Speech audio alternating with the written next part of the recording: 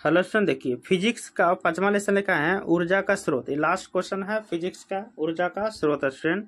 ठीक है, 10th class का जो 2024 में जो 25 में जो परीक्षा देंगे 2025 में, उसके लिए बहुत जरूरी क्वेश्चन है स्टूडेंट। 2024 में पूछा गया भी है, लेके आए हैं। इससे पहले जितना क्वेश्चन पूछा गया सब लेके आए ऑब्जेक्टिव में स्टूडेंट। इससे पहले 4 लेसन का भी करवा चुके हैं। ये 5वां लेसन बता रहे हैं फिजिक्स का है ऊर्जा के स्रोत। पहला क्वेश्चन देखिए, सिर्फ इसमें ऑब्जेक्टिव की तैयारी करा रहे हैं स्टूडेंट, बाकी अब सब्जेक्टिव की तैयारी चल रहा है। जरूरी वीडियो सब देख लीजिएगा।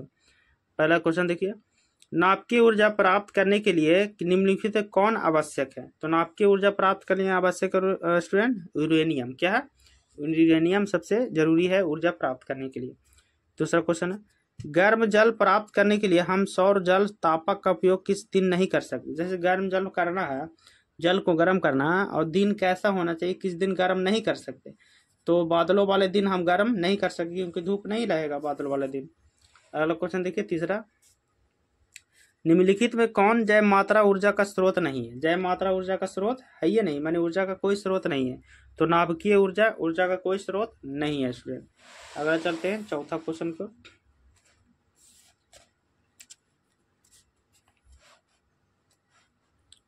चौथा क्वेश्चन देखिए, जल विद्युत संयंत्र किस ऊर्जा को विद्युत ऊर्जा में रूपांतरित करता है? जल विद्युत संयंत्र जो है उसको विद्युत ऊर्जा में कौन बनाता है? तो विद्युत ऊर्जा में उसको बनाता है स्थितिक ऊर्जा। कौन बनाता है? स्थितिक ऊर्जा। 5वां क्वेश्चन देखिए, पवन विद्युत जनित्र में पवन की चाल कम से कम कितनी होनी चाहिए? पवन विद्युत जनित्र में पवन की चाल माने हवा की चाल 15 किलोमीटर घंटा होनी चाहिए स्टूडेंट। 6ठा क्वेश्चन देखिए, निम्न में से कौन बायोगैस ईंधन का स्रोत नहीं है? तो बायोगैस ईंधन का स्रोत कौन से नहीं है? तो नाभिकीय ऊर्जा बायोगैस का ईंधन का स्रोत नहीं है स्टूडेंट। इस हम सब पूछा गया क्वेश्चन है, इसलिए याद कर लीजिए। 7वां क्वेश्चन देखिए, निम्नलिखित में कौन जीवाश्म ईंधन नहीं है? जीवाश्म ईंधन नहीं है बायोगैस। कौन सा गैस है? बायोगैस, जो जीवाश्म ईंधन नहीं है। 8वां क्वेश्चन देखिए, जीवाश्म ईंधन का उदाहरण कौन है स्टूडेंट? तो जीवाश्म ईंधन का उदाहरण है कोयला। अगला देखिए 9वां, गोबर गैस एक प्रकार की क्या है? तो गोबर गैस एक प्रकार की बायोगैस है। क्या है? बायोगैस है। अगला क्वेश्चन चलते हैं 10वां क्वेश्चन, बायोगैस का उत्पादन होता है कहां से? तो बायोगैस का उत्पादन होता है गोबर से। कहां से होता है स्टूडेंट? गोबर से। 11 क्वेश्चन, नाभिकीय ऊर्जा का स्रोत क्या है? तो नाभिकीय ऊर्जा का स्रोत है स्टूडेंट सौर ऊर्जा। कौन है? सौर ऊर्जा है। अगला नवीकरणीय, अब अनवीकरणीय ऊर्जा का स्रोत क्या है स्टूडेंट? अनवीकरणीय ऊर्जा का स्रोत है आपको जीवाश्म ईंधन। क्या है? नवीकरणीय स्रोत मतलब ऐसा ऊर्जा कभी समाप्त नहीं हो। अनवीकरणीय ऐसा स्रोत जो समाप्त ईंधन कहलाता है स्टूडेंट। 12 के ये हो जाएगा। 12 के बाद 13 क्वेश्चन देखिए, एक उत्तम ईंधन कौन है? तो एक उत्तम ईंधन आपको जैव है गैस। क्या है? जैव गैस आपको उत्तम ईंधन है। 14 क्वेश्चन देखिए, नरोरा नाभिकीय विद्युत संयंत्र किस राज्य में है? तो नरोरा विद्युत संयंत्र किस राज्य में स्टूडेंट? तो ये उत्तर प्रदेश में नरोरा नाभिकीय उधर उत्पन्न। 15 क्वेश्चन देखिए, प्राचीन काल में ऊष्मीय ऊर्जा का सबसे अधिक समान स्रोत कौन था? तो प्राचीन काल में ऊष्मीय ऊर्जा का सबसे महत्वपूर्ण स्रोत था लकड़ी। 16 क्वेश्चन देखिए, जीवाश्मीय ईंधन ऊर्जा के हैं, तो जीवाश्मीय ईंधन ऊर्जा का क्या है? अनवीकरणीय स्रोत है स्टूडेंट। 17 क्वेश्चन देखिए, सरदार सरोवर बांध किस नदी पर बन रहा? या फिर है? तो नर्मदा नदी पर। सरदार सरोवर बांध नर्मदा नदी पर है स्टूडेंट।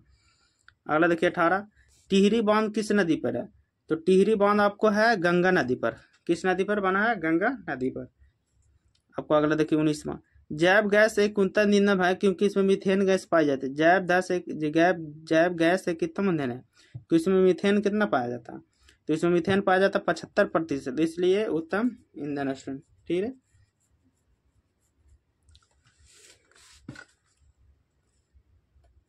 अगला क्वेश्चन चलता है स्टूडेंट 20वां क्वेश्चन देखिए,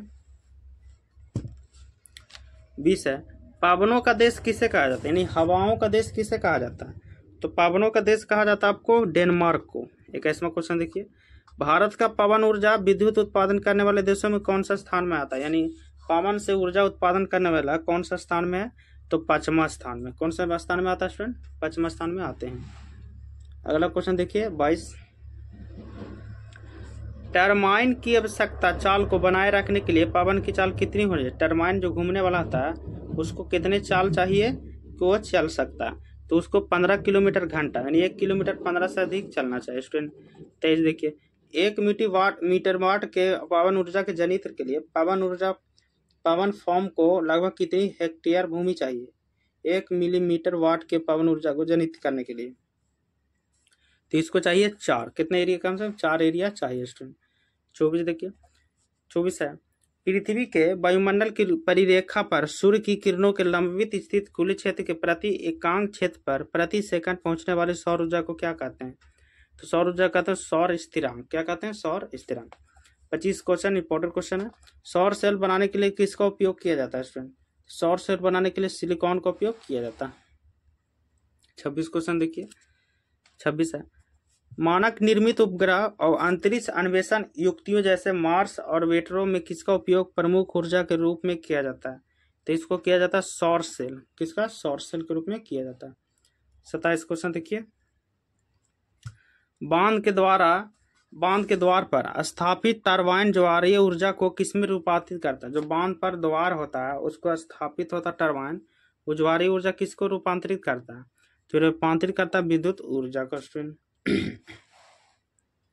28 क्वेश्चन, ओटीईसी विद्युत संयंत्र केवल तभी प्रचालित होते हैं जब महासागर के पृष्ठ पर जल का ताप तथा 2 किलोमीटर गहराई पर जल के ताप पर अंतर होता है। तो कि इसका अंतर होता है 20 डिग्री सेल्सियस का अंतर होता है स्टूडेंट। ठीक है, आगे चलते हैं। 30 क्वेश्चन देखिए, 30 है, सूर्य तथा अन्य तारों की विशाल ऊर्जा के स्रोत हैं। तो सूर्य और तारों का विशाल ऊर्जा है, कैसा ऊर्जा का स्रोत है स्टूडेंट? तो ये नाभिकीय संलयन यानी नाभिकीय ऊर्जा का स्रोत है। 31 क्वेश्चन देखिए, हाइड्रोजन बम किस अभिक्रिया पर आधारित है? तो हाइड्रोजन बम अभिक्रिया पर आधारित है नाभिकीय संलयन पर। किसका है? नाभिकीय संलयन पर आधारित है स्टूडेंट। 32 क्वेश्चन देखिए, तारापुर नाभिकीय विद्युत संयंत्र किस राज्य में स्थित है? तो तारापुर नाभिकीय संयंत्र किस राज्य में है? तो ये राज्य में है आपको महाराष्ट्र में। किसमें स्टूडेंट? महाराष्ट्र में है, बता दिए। राणा प्रताप सागर नाभिकीय विद्युत संयंत्र किस राज्य में स्थित है? तो राणा सागर, तो ये राजस्थान में स्टूडेंट। ठीक है, 34 क्वेश्चन देखिए, कलपक्कम नाभिकीय विद्युत संयंत्र किस राज्य में स्थित है? तो कलपक्कम नाभिकीय संयंत्र आपको तमिलनाडु में स्थित है स्टूडेंट। ठीक है, 35 क्वेश्चन देखिए, 35 है, काकरापर नाभिकीय विद्युत संयंत्र किस राज्य में स्थित है? तो काकराम नाभिकीय स्टूडेंट गुजरात में स्थित है स्टूडेंट। ठीक है, 36 को, केगा नाभिकीय विद्युत संयंत्र किस राज्य में स्थित है? तो केगा नाभिकीय विद्युत संयंत्र आपको कर्नाटक में है। 37 क्वेश्चन देखिए, निम्नलिखित में कौन सा ऊर्जा का नवीकरणीय स्रोत? नवीकरणीय ऐसा स्रोत जो कभी समाप्त नहीं हुआ स्टूडेंट, नवीकरणीय में आता है। तो कोयला जय में सब समाप्त है, इसमें से कोई नहीं हो जाएगा। अगला क्वेश्चन चलते हैं, 38 दिया, निम्न में से उत्तम ऊर्जा का स्रोत कौन है? तो उत्तम ऊर्जा का स्रोत आपको लकड़ी है, सबसे अच्छा स्रोत। 39 क्वेश्चन देखिए, निम्न में से कौन सा स्वच्छ ऊर्जा होता है? स्वच्छ ऊर्जा स्टूडेंट, तो स्वच्छ ऊर्जा आपको प्राकृतिक गैस है। 40 देखिए, कौन सा परंपरागत ऊर्जा स्रोत है? परंपरागत ऊर्जा स्रोत है, तो परंपरागत ऊर्जा स्रोत है जैव मात्रा। कौन है? जैव मात्रा जो परंपरागत ऊर्जा स्रोत है। अगला क्वेश्चन चलते हैं, 41 क्वेश्चन है, निम्न में से कौन ऊर्जा का स्रोत है और सौर ऊर्जा के व्युत्पन्न नहीं है? ऊर्जा का स्रोत सौर ऊर्जा के व्युत्पन्न नहीं है स्टूडेंट, यानी उससे उत्पन्न नहीं है, तो ये हो जाएगा आपको नाभिकीय ऊर्जा। 42 क्वेश्चन देखिए, निम्न में से कौन अनवीकरणीय ऊर्जा का स्रोत नहीं है? अनवीकरणीय ऊर्जा का स्रोत नहीं है, तो बायोगैस। कौन है स्टूडेंट? बायोगैस। 43 क्वेश्चन देखिए, सभी जीव जंतुओं के लिए ऊर्जा का अंतिम स्रोत क्या है? सभी जीव जंतु के लिए ऊर्जा का स्रोत है जो सूर्य, सबसे लास्ट सूर्य होता है सभी के लिए। 44 क्वेश्चन देखिए, सौर सेल और ऊर्जा सोल को रूपांतरित करते हैं, तो सौर सेल और ऊर्जा सोल को कौन रूपांतरित करते हैं? विद्युत ऊर्जा में। 45 क्वेश्चन देखिए, टिहरी बांध निर्माण का उद्देश्य क्या था? टिहरी बांध क्यों बनाया गया था? इन जल आपूर्ति, भूमि सिंचाई, बिजली उत्पादन, इनमें से सभी के लिए। ठीक है स्टूडेंट। 46, प्रकृति में पृथ्वी पर ऊर्जा का मुख्य स्रोत क्या है? तो सूरज प्रकाश। प्रकृति में पृथ्वी का मुख्य ऊर्जा का स्रोत है तो सूर्य का प्रकाश स्टूडेंट। 47 क्वेश्चन देखिए, अनवीकरणीय ऊर्जा कौन है? अनवीकरणीय जो समाप्त हो जाए स्टूडेंट, तो इसमें से समाप्त कौन सा हो सकता है? जो समाप्त हो जाए कोयला, कोयला से प्राप्त ऊर्जा। 48 क्वेश्चन देखिए, ऊर्जा के दो अनवीकरणीय स्रोत कौन है? तो ऊर्जा के दो अनवीकरणीय स्रोत है कोयला और पेट्रोलियम, जो समाप्त संसाधन कहलाता है। 49 क्वेश्चन देखिए, उत्तम ऊर्जा का स्रोत कौन है? तो उत्तम ऊर्जा का स्रोत कौन है? जो सरल से सुलभ हो सके, जो सरल से सुलभ हो सके स्टूडेंट, यानी कि 49 के यही हो जाएगा। ठीक है स्टूडेंट, अब चलते हैं 50 क्वेश्चन की ओर। 50 देखिए, 50 क्वेश्चन है, ईंधन क्या है? तो ईंधन क्या होता है? तो ईंधन आपको होता है सीएनजी, एलपीजी, लकड़ी, ये सब ईंधन में ही आता है स्टूडेंट। एक कॉमन क्वेश्चन देखिए, जीवाश्म ईंधन का उदाहरण कौन है? तो जीवाश्म ईंधन का उदाहरण है पेट्रोलियम, कोयला, यानी एबीसी दोनों है स्टूडेंट। ठीक है, याद रखिएगा। 52 क्वेश्चन देखिए, 52 है, उच्चतर ताप पर निम्नलिखित में कौन सी प्रक्रिया पूरी की जाती है? उच्चतर ताप पर कौन सी प्रक्रिया पूरी की जाती है स्टूडेंट? तो नाभिकीय संलयन, नाभिकीय संलयन पर। अगला देखिए 53 क्वेश्चन, किसी भारी नाभिक के दो अपेक्षाकृत छोटे नाभिकों में टूटने की क्रिया को क्या कहते हैं? तो छोटे नाभिकों के टूटने की क्रिया को कहते हैं नाभिकीय विखंडन, नाभिकीय विखंडन। 54 क्वेश्चन देखिए, सौर ऊर्जा को सीधे विद्युत में बदलने वाली युक्ति को क्या कहते हैं? सौर ऊर्जा को सीधे युक्ति में बदलने के लिए बोलते हैं उसको सौर सेल। क्या बोलते हैं? सौर सेल बोलते हैं स्टूडेंट। 55 क्वेश्चन, जीवाश्म ईंधन की ऊर्जा का वास्तविक स्रोत क्या है? तो जीवाश्म ईंधन का वास्तविक स्रोत है आपको नाभिकीय संलयन, सूरज या चंद्रमा। तो यह है इनमें से कोई नहीं, इनमें से कोई नहीं जीवाश्म का स्रोत है स्टूडेंट। 56 क्वेश्चन देखिए, जो दहन कर उष्मा उत्पन्न करते हैं उसे क्या कहते हैं? जो दहन कर उष्मा उत्पन्न करते हैं उसको क्या कहते हैं? तो ईंधन। 57 क्वेश्चन देखिए, पृथ्वी पर ऊर्जा का मुख्य स्रोत क्या है?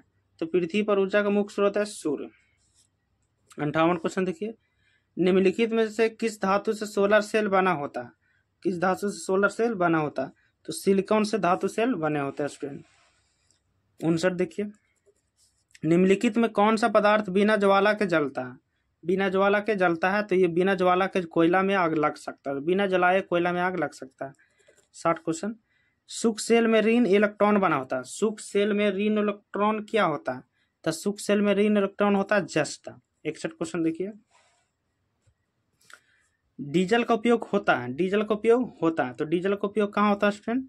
तो डीजल का उपयोग होता है रेल इंजनों में, भारी वाहनों में, विद्युत उत्पादन में, इनमें सभी डी यानी D answer. 22 question last question है। तो 22 क्वेश्चन दिया हुआ है, खिलौने में किस सेल का उपयोग किया जाता है? यानी खिलौना में किसका उपयोग? सूखा सेल का। किसका किया है? सूखा सेल, जिसमें करंट आपको नहीं मार रहा। ठीक है स्टूडेंट, ये खिलौने में उपयोग किया जाता है। तो इसमें 62 क्वेश्चन लास्ट क्वेश्चन था स्टूडेंट। इसके बाद हम रसायन केमिस्ट्री जरूरी देख लीजिएगा। इसका फिजिक्स हो गया पूरा खत्म स्टूडेंट। वीडियो का पूरा जरूरी देखिए, लाइक कमेंट जरूरी कर लीजिएगा स्टूडेंट। Thank you.